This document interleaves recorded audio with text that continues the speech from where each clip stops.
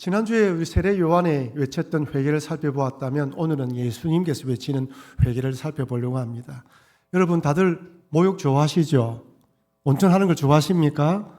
아마 다들 좋아하실 것입니다. 이렇게 추운 날, 그리고 요즘같이 좀 아침 저녁으로 기온차가 날 때 몸이 좀 어슬어슬할 때 따뜻한 탕 안에 들어가면 다 좋아하죠. 저는 참 목욕을 좋아했습니다. 지금도 목욕을 좋아하고요. 하지만 코로나 이후로는 한 번 안 가게 되니까 자주 안 가게 되는 거예요. 집에서 얼마나 자주 샤워할 수 있고 쉽게 되는데 자주 안 가게 되는 것입니다.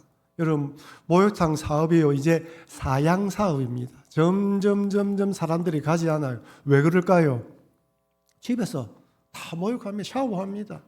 요즘 젊은 사람들 보니까 아침에만 샤워하는 것이 아니라 출근하고 직장 갔다 와서 학교 끝나고 난 뒤도 집에 와서 샤워하는 젊은 사람도 있습니다. 청결하고 깨끗하게 유지하는 것이죠.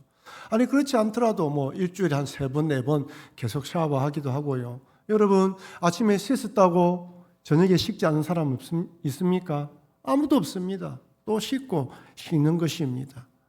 밖에서 생활하다 보면 먼지가 묻는 것이죠. 여러분 다이어트 하시는 분들의 하루 일과가 무엇으로 시작하는 줄 아십니까? 그렇죠. 체중계에 올라가는 것입니다. 다이어트 결심하신 분들은 매일 아침 일어나서 체중계에 올라갑니다. 체중계에 찍힌 몸무게 숫자를 보고 충격을 받기도 하고 기쁨을 누리기도 합니다. 살 좀 뺐네, 쪘네, 오늘 식단을 관리해야 되겠네.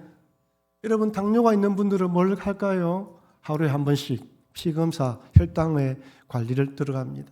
여러분 다이어트 하시는 분들, 당뇨가 있는 분들은 매일매일 자신을 관리하지 않으면 안 돼요. 여러분 영적인 신앙생활도 동일합니다. 우리가 예수님을 구주로 믿고 구원받았지만요, 모든 게 끝난 게 아니에요. 이 땅에 살아가면서 끊임없이 나 자신을 돌아보고 말씀과 기도 가운데 나의 신앙을 점검해 보면서 나아갈 때 점점 그리스도를 닮아가는 사람이 되는 것입니다. 여러분 우리가 살아가는 세상은요, 사단마귀가 유혹하는 세상이에요. 어떻게든지 세상의 재미에, 즐거움에, 쾌락에, 나의 욕망에 따라 살아가기로 부추깁니다. 그리고 이 세상은 죄악된 세상이에요. 죄로 오염되었습니다. 그래서 회개는 필수입니다. 신앙생활의 회개는 필수이며 우리의 신앙을 정결케 하는 것이 회개입니다. 회개는 나의 삶을 돌아보게 만들고 더 주님께 가까이 나아가게 하는 하나님의 은혜의 방편입니다. 그러니까 하나님께 나아가도록 하는 은혜의 방편이 회개라는 거예요. 점점 그리스도께 닮아가게 만들고 성도의 삶의 점점 그리스도 삶을 닮아가게 만드는 것이 회개입니다. 그러니 오늘 말씀을 통하여 내 삶 가운데 계속해서 회개하면서 더러움을 씻어내고 그리스도를 닮아가시는 여러분과 제가 되길 바랍니다. 오늘 본문을 보면 예수님께서 본격적으로 공생의 사역을 시작하시는데 1장 14절 이렇게 시작합니다. 우리 같이 한번 읽어보도록 하겠습니다. 이 잡힌 후 예수께서 갈릴리에 오셔서 하나님의 복음을 전파하여. 요한이 잡힌 후, 여러분 그냥 넘어갈 수 있겠지만 저는 이 구절에 좀 주목을 많이 했습니다. 왜 하필 요한이 잡힌 때일까? 요한은 헤롯 왕이 이복 동생의 아내 헤로디아를 아내로 삼은 것, 자기 이복 동생의 아내로 삼았단 말이에요. 명백하게 죄입니다. 유대법으로 인정할 수가 없어요. 그 또 다른 죄를 지적했습니다. 여러분 요한은 공의의 선지자입니다. 불의를 보지 못하는 거예요. 그러니까 죄를 지적했습니다. 그리고 이 일로 감옥에 갇히고 결국 죽음으로 삶을 마감합니다. 한편으로 생각하면 참으로 안타깝습니다. 왜 주님은 요한이 갇혔을 때 능력을 베풀어서 요한을 풀어주지 않고 죽게 만들었을까? 하나님 말씀 안에서 살아가는데 왜 요한을 이렇게 죽도록 내버려 두었을까? 여러분 잘 들으십시오. 죄송하지만 여기까지가 세례 요한의 사명의 자리입니다. 예수님을 소개하고 사라지는 것이 하나님의 뜻입니다. 우리 인간적으로 생각해 보면요, 너무 안타깝다. 하나님의 뜻에 따라 사는 사람인데 이렇게 결론을 내린다면 우리는 어떻게 하나? 여러분 죄송하지만요, 여러분들이 예수님을 잘 믿고 신실하게 신앙생활해도 여러분의 마지막이 어떤 죽음으로 끝을낼지는 우리는 아무도 모릅니다. 여러분 신실하게 믿음 생활했는데 오해받을 수도 있습니다. 사람들이 곡해하고 미워할 수도 있습니다. 나름대로 열심히 했음에도 불구하고 사람들로부터 이상한 소리를 들을 수도 있어요. 그리고 억울하게 이런 일들로 억울한 일을 당할 수도 있습니다. 근데 여러분 여기가 끝이 아니라는 거예요. 하나님께서는 세례 요한을 광야에 외치는 소리로 부르셨고 그 사명을 잘 감당했습니다. 그리고 이렇게 끝이 났지만 그것이 끝이 아니라는 것입니다.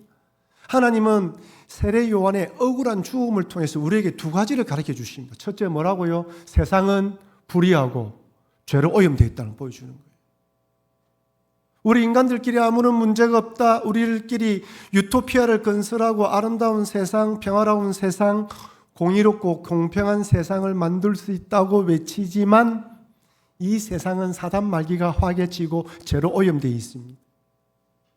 어디를 가든지 풀이와 푸조리가 판을 칩니다. 정의롭지 못하고 공의롭지 못해요. 여러분 죄송하지만 교회 안에도 그럴 수가 있습니다. 우리가 살아가는 이곳은 천국이 아닙니다. 우리 인간끼리 아무리 노력한다 할지라도 낙원을 만들 수 없다는 것을 세례 요한의 안타까운 죽음을 통해 보여주는 거예요. 여러분들이 살아가면서 신실했음에도 불구하고 때로는 불의한 일을 당하면서 우리는 뭘 깨닫느냐? 아, 이 세상은 불의한 세상이지. 우리가 바라볼 것은 저 하나님 나라이지. 우리 가르쳐 주는 거예요. 이게 첫 번째입니다. 그죠? 두 번째는 뭐라고요? 그래서 누가 왔다? 하나님의 아들 예수님이 땅에 오셨다. 이런 불의한 세상을 드러내시고 정체를 밝히시면서 예수님이 사역을 시작합니다. 그래서 이런 세상 가운데 내가 하나님 나라를 가지고 이 땅에 왔다는 것입니다. 그럼 여러분 살아가다가 세례 요한처럼 억울한 일을 당한다 하더라도 너무 섭섭하게 생각하지 마십시오. 주님은 아시고 있다. 이 세상은 원래 그렇다. 하나님은 아신다. 주님만 바라보자 라고 다가가야 되는 것이죠. 그렇게 주님이 나타나셔서 말씀하시면서 이렇게 이야기합니다. 마가복음 1장 15절 말씀을 또 같이 한번 읽어보겠습니다. 이르시되 때가 찼고 하나님의 나라가 가까이 왔으니 회개하고 복음을 믿으라 하시더라. 때가 찼다. 지난주에 말씀드렸죠. 헬라어에는 시간이라는 헬라어 단어 두 개가 있다. 크로노스와 가이노스가 있다. 크로노스는 흘러가는 시간, 1년 365일 째깍째깍 흘러가는 시간을 말합니다. 가이로스는 하나님이 역사하는 때를 말합니다. 이르시되 때가 찼다. 무슨 말입니까? 이제 하나님 나라가 가까웠다. 누구 때문에? 예수님이. 본인이 하나님 나라를 안고 이 땅에 들어오셨습니다. 바로 그때가 왔다는 거예요. 하나님 목적과 계획이 실행되는 그때, 요한이 수감되는 그때, 헤롯 왕과 같은 악한 자가 죄를 짓고 활개치는 그때 예수님의 공세의 사역이 시작됩니다. 우리가 보기는 어떻습니까? 불의한 세상이에요. 세례 요한 같은 어려운 사람을 죽이는 저 악한 왕이 판을 치는 세상입니다. 그런데 그때에 하나님께서 하나님의 아들을 보내주셨습니다. 요한이 수감되는 때는 죄악이 어두운 시간입니다. 하나님께서는 하지만 하나님에게는 세상을 구원할 시간입니다. 바로 세상을 구원할 메시아가 본격적으로 사역을 시작할 때입니다. 그렇습니다. 우리 인간에게 절망의 시간, 좌절과 포기의 시간에도 하나님은 여전히 역사하십니다. 이 땅에는 죄로 인해서 어둠이 활개를 치지만 그때라도 하나님의 구원의 역사는 진행됩니다. 여러분, 죄의 어둠이 짙어지고 더 이상 소망과 희망이 사라진다고 할지라도 하나님의 구원 사역은 계속된다는 것을 믿으시길 바랍니다. 여러분, 새벽이 밝아올 그 미명이 가장 어둡다고 하잖아요. 하지만 해가 싹 떠오르면요, 어둠이 싹 사라집니다. 혹시 여러분 어려운 일들로 힘드신 분이 계십니까? 그때가 하나님이 역사할 때임을 믿으시길 바랍니다. 우리는 주님을 바라보는 것입니다. 자, 그렇다면 이제 질문이 던져집니다. 아니, 목사님, 세례 요한도 회개하라고 하고, 그래서 회개했는데 또 주님이 오셔서 회개하라고 합니다. 도대체 세계 요한이 외쳤던 회개와 주님이 외치는 회개의 차이는 무엇입니까? 그럼 무엇일까요? 회개했잖아요. 그리고 주님 반겼잖아요. 또 회개하랍니다. 여러분, 세례 요한이 회개하라는 것은 죄로부터 돌이키는 회개, 그래서 오실 메시아를 맞아들이기 위한 물 세례를 받으라는 것입니다. 근데 예수님은 그 하나님 나라가 왔고 그 하나님 나라를 믿고 그 하나님 나라에 들어가기 위해서 다시 한 번 더 회개하라는 것입니다. 즉 세례 요한은 오실 메시아를 바라보고 회개하라고 했다면 예수님은 회개하고 난 뒤에 복음을 믿으라는 거예요. 방향이 정해졌습니다. 세례 요한은 방향을 가르친다면 주님은 그 회개하고 목적지를 향하는 길로 회개의 길로 인도하십니다. 여러분, 회개가 도대체 무엇일까요? 우리는 회개를 무엇이라 생각합니까? 웨스트민스터 소유리 문답 제87문에는 이렇게 질문합니다. 성경에 이르는 회개가 무엇입니까? 이에 대한 답이 이렇습니다. 우리 같이 한번 읽어보겠습니다. 생명에 이르는 회개는 곧 구원 얻는 은혜입니다. 이로써 죄인이 자기 죄를 참으로 알고 그리스도 안에서 하나님의 자비를 깨달아 자기 죄를 슬퍼하고 미워하며 그 죄에서 떠나 하나님께로 돌아가서 굳은 결심과 노력으로 새로운 순종하는 것입니다. 여러분 한번 읽었죠? 한번 눈을 보시면서 어떤 단어가 중요한 단어인가를 한번 떠올려 보십시오. 자기 죄를 알고, 회개는 자기 죄를 알아야 되는 거예요. 죄를 모르고 회개할 수는 없습니다. 죄를 아는 거예요. 그런데 그리스도의 자비를 깨닫습니다. 내 죄를 아는데 그리스도의 자비로 나를 덮어주시는구나. 그 다음에 내 죄를 슬퍼해야 돼요. 죄를 아는 것에 멈추는 것이 아니고 아이고 내가 이런 죄를 지었습니다. 죄송합니다. 미안합니다. 애통합니다. 내 죄에 대한 애통이 있어야 됩니다. 그리고 미워해야 됩니다. 그 죄를 좋아하면 안 됩니다. 그리고 돌아서서 굳은 결심과 노력으로 새로운 순종하는 것입니다. 그러니까 이 회개라는 것을 세 단계로, 세 가지로 생각해 볼 수 있는데요. 첫째는요, 지적 요소입니다. 뭐라고요? 지적 요소인데 뭘 한다고? 내 죄를 알고 죄를 미워하는 것입니다. 내가 이런 죄를 지었다는 거예요. 두 번째는요, 정적 요소입니다. 감정적으로 아이고 내가 죄를 지었기 때문에 죽어야 할 사람이야. 여러분 요즘 사이코패스가 나오죠. 그 사람은 어떤 사람들입니까? 자기 죄를 모르는 사람이에요. 죄를 지고도 멀쩡합니다. 죄의 책이 없는 사람들이에요.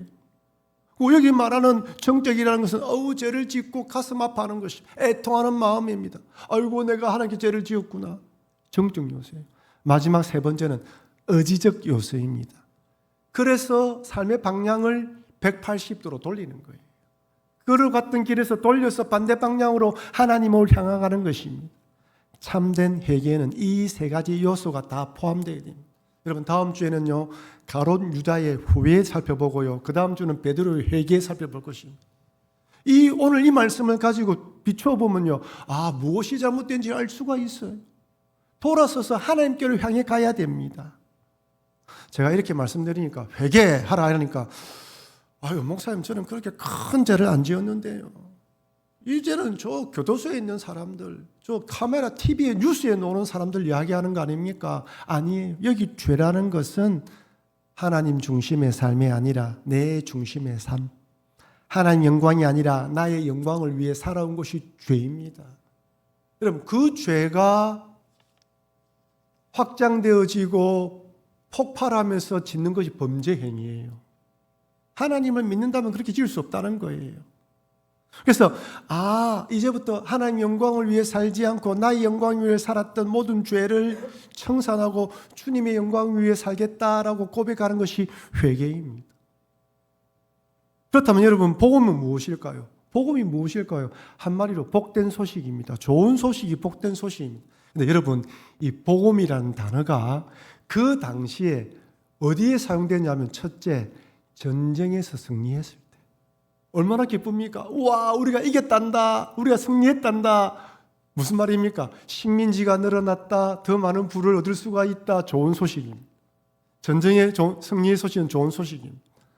두 번째 이 단어는요 로마 황제에 관해서 사용했습니다. 로마 황제의 생일날 또 로마 황제가 퍼레이드를 하면요 뒤에서 오면서 사람들에게 빵을 나눠주었대요. 동전도 나눠주었다 합니다. 로마 황제에 관한 소식은 좋은 소식입니다. 돈이 생기기도 하고 먹을 것이 생기는 소식입니다. 그래, 좋은 소식이에요. 와, 로마 황제에 관한 소식 무조건 좋은 소식입니다. 여러분, 로마 시민이 되어 보십시오. 로마 시민이 되면요, 법적으로 보호를 받습니다. 세금도 면제받습니다. 사회적 특권까지 포함되어 있습니다. 많은 사람들이 로마의 시민권을 가지기를 소망합니다. 그런데 여러분, 로마의 황제가 그 당시에 권력이 컸지만요, 모든 걸 다 해결해 줄까요? 인간의 죄나 또한 그 자신의 죽음까지도 해결하지 못했습니다. 결국 그도 죽었단 말이에요. 그런데 오늘 본문에 보면, 아니 사복음서에 보면 저자들은요, 로마 황제나 전쟁의 승리의 때 사용한 이 단어를 예수님에게 사용하고 있습니다. 예수님을 복음이라고 이야기를 합니다. 로마 황제의 소식이 복된 소식이 아니라 예수님이 복된 소식이라는 것이죠. 여러분, 예수님 믿으면 이 땅에 사는 동안 하나님의 다스림을 받고 영원한 하나님 나라에 들어갑니다. 여러분, 과연 예수님을 믿는다는 것이 뭘 말할까요? 예수님 믿어야 된다고 이야기를 합니다. 뭘 믿으라는 것입니까? 예수님이 나의 죄를 위하여 이 땅에 오셨고 나의 죄를 대신하여 십자가에 달려 돌아가심으로 내 죄가 사하여졌다는 것을 믿는 것입니다. 여러분, 내가 예수 믿는다는 것은 내 죄가 사해져서 예수님의 의가 나에게로 옮겨졌다. 신학적 용어로 증가입니다. 의로운 백성이 되었다는 것이죠. 여러분, 주님은요, 여기서 있는 저를 인간 김경동으로 보지 않습니다. 저희 본적, 출생지, 저희 나이를 보지 않아요. 예수님이 나의 피를 대신하여 돌아가셨다는 믿는 그 믿음을 보시고 나를 어려운 사람으로 보십니다. 이건 여러분 동일합니다. 여러분들이 예수님 믿는다는 것은 나는 죄인이지만 이런 나를 위하여 예수님 돌아가셨다는 것을 믿고 주님이 그런 시선으로 주님을 보는 것입니다. 그를 보고 난 뒤에요, 이 땅에 사는 동안 우리 인생을 책임져 주셔요. 이스라엘 백성들이 광야 40년 동안 만나와 메추라기로 먹여주셨던 것처럼, 반석에서 물을 내셨던 것처럼 하나님이 우리 인생을 책임져 주심, 그리고 이 땅을 떠날 때는 영원한 하나님 나라로 인도하심. 그럼 여러분, 예수님 믿는다는 것은 죽어서 천국 가는 것이 아닙니다. 이 땅에서 천국의 삶을 살다가 죽음으로 천국에 들어가는 것입니다. 그래서 주님이요, 요한복음에서 자신에 대해서 이렇게 말씀합니다. 요한복음 1장 4절 말씀을 같이 읽겠습니다. 그 안에 생명이 있었으니 이 생명은 사람들의 빛이라. 여기 보면 생명입니다. 우리 생명하면 그냥 숨을 쉬는 거, 이것만 한데 여기서 그 의미가 아니에요. 우리 여러분, 사람이 죽었나 살았나 살펴볼 때 어찌합니까? 손으로 코에 살펴보죠. 몇 박을 띄워봅니다. 여기 생명, 그 생명을 말하는 게 아닙니다. 하나님으로 나오는 생명, 영원하고 참 생명, 하나님과 관계를 누리는 생명, 이 땅을 떠나도 영원한 생명을 누리는 걸 말하는 거예요.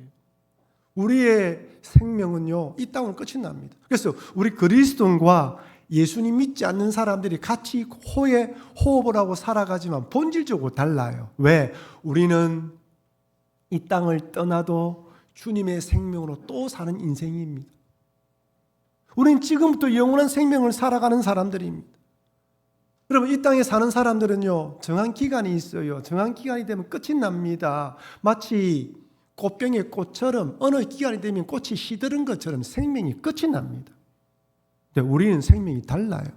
여러분, 제가 전에도 말씀드렸죠. 우리는 몇 번 산다고요? 3번 산다고 말씀드렸습니다. 첫 번째가 뭐죠? 이 육신의 몸을 입고 살아가는 것입니다. 이 육신의 몸을 입고 예수님을 믿고 살아가는 것입니다. 여러분, 놀라운 것은 때론 이 육신이요, 감옥같이 느낄 수가 있어요.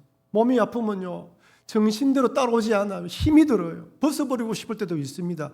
그런데 놀라운 것은 이 육신의 몸을 가지고 하나님을 섬기는 것은 이때밖에 없어요. 죽고 나면 이 육신의 몸을 입고 하나님을 섬길 수가 없어요. 여러분, 우리가 이 몸으로 하나님을 섬기기 위해서는 죄와 싸워야 됩니다. 욕망과 싸워야 됩니다. 하나님이 귀하게 보셔요. 아이고, 이 인간들이 이 육신의 몸을 입고 예배하러 왔구나, 하나님을 섬기려고 하구나, 귀하게 사용하는 것. 그래서 우리는 첫 번째 뭐라고요? 육신의 몸을 입고 살아갑니다. 두 번째는 죽음으로 육신의 몸을 벗고 영으로 낙원으로 하나님께 낙원에 들어가는 것입니다. 여러분, 제가 이제 고난주간 특별 저녁 기도의 말씀을 누가복음에 예수님이 고난에 대해서 말씀을 준비하고 있거든요. 한편 강도를 보십시오. 한편 강도가 마지막에 자기를 기억해달라고 하니까 너 오늘 나와 낙원에 있을 것이다 말하지 않습니까? 그 낙원이 바로 예수 믿다가 하나님 믿다가 죽은 자들이 육의 몸을 벗고 영으로 쉬는 곳이 낙원입니다. 근데 낙원에서 어떤 일을 할지 아무도 몰라요. 이 두 번째 삶입니다. 세 번째 삶은 무엇이죠? 예수님 재림하시면 모든 성도들이 부활의 몸을 입습니다. 예수님처럼 부활의 몸을 입습니다. 여러분, 예수님이 부활의 몸을 입고 음식을 먹었습니까? 먹지 않았습니까? 먹었습니다. 시공을 초월했어요. 문이 닫혀 있는데 문을 뚫고 들어왔습니다. 부활의 몸은 이 육신의 몸과 다릅니다. 썩을 몸이 영광스러운 몸으로 바뀝니다. 그래서 우리 성도들은요, 지금부터 영원한 생명을 누리며 살아가게 될 것입니다. 이것이 뭐라고요? 생명이라는 것. 이 생명을 주시기 위해 주님이 우리에게 왔습니다. 여러분, 죄송하지만요, 우리의 삶이 이 땅에 100년 동안 살아가는데요, 때로는 세상 사람들이 보기에 성공하고 출세하고 좋은 삶, 명예로운 삶이 될 수도 있고, 때로는 어떤 사람들이 보기에는 아이고 왜 저렇게 힘들게 살았노, 어렵게 살았노라고 이야기할 수 있습니다. 하지만 중요한 건 뭐라고요? 비록 그럴지라도 우리는 영원한 생명을 가지고 이 육신의 몸을 벗고 나면 영원한 생명을 누린다는 것을 잊지 마시고 이 믿음으로 주님을 바라보시는 여러분과 제가 되길 바랍니다. 때로는요, 병에 걸려서 힘들 때가 있어요. 그래도 우리는 구원받은 하나님의 백성. 마지막으로 이 회개하고 복음을 믿으라는 말씀은 동사로서 현재 명령형입니다. 즉, 한번 회개하고 끝나는 것이 아니라 계속해서 회개하라는 것입니다. 오늘만 회개하라는 것이 아니라 주님 오실 때까지 계속 회개하는 것입니다. 여러분 잘 들으십시오. 회개는 신앙의 출발점이지만 동시에 평생의 여정입니다. 회개하는 사람이 복음을 믿는 삶을 살 수 있으며 복음의 삶을 살다가 넘어지면 회개할 수 있습니다. 회개하면요, 주님이 용서해 주시고 새롭게 살아갈 수 있도록 힘을 제공하십니다. 그래서 회개는 매일 해야 됩니다. 매일 내 죄를 고백함으로 주님 앞에 나아가야 됩니다. 그리스도인들 중에 여러분 죄를 좋아하는 사람이 있습니까? 여러분 죄를 즐겨하는 사람이 있습니까? 아무도 없어요. 내가 원하지 않지만 때로 넘어져서 짓는 죄가 있는데 그것을 좋아하는 사람은 아무도 없습니다. 그래서 회개가 필요한 거예요. 여러분 오늘 교회 오셔서 딱 앉자마자 무슨 기도했습니까? 감사기도, 회개기도입니다. 교회 올 때마다 감사기도, 회개기도입니다. 이런 부족한 죄, 돌이켜보면 이런 일을 저질렀습니다. 어제 모여 간 사람이 오늘 또 씻는 것처럼 우리는 매일매일 회개하면서 영적으로 우리 관리를 해야 됩니다. 근데 여러분, 회개, 나의 죄를 직면한다는 것은 쉬운 일이 아닙니다. 유쾌하고 기쁘고 즐거운 일이 아니에요. 부끄럽고 창피하고 피하고 싶습니다. 나의 죄를 대면한다는 것은 우울하고 괴로운 일입니다. 내가 내 스스로 나는 죄인이야 인정하기 때문에 쉬운 일이 아니에요. 그런데 제가 서론에 처음에 말씀드렸다시피 주님이 우리에게 회개하라는 것은 너 나쁜 놈이야 라고 정죄하기 위해서 회개하라는 것이 아닙니다. 네가 그럴 수밖에 없는 사람을 인정하고 하나님의 은혜를 구하라는 것입니다. 그래서 회개는 용기가 필요합니다. 회개는 나의 죄를 들춰내면서 정죄하려는 것이 아닙니다. 연약함을 고백하고 주님의 십자가를 붙드는 은혜의 과정입니다. 여러분 회개하면서 우리는 뭘 깨닫습니까? 내가 얼마나 흉측한 죄인인가 깨닫습니다. 주님께 가까이 다가가면 다가갈수록 내 죄가 드러납니다.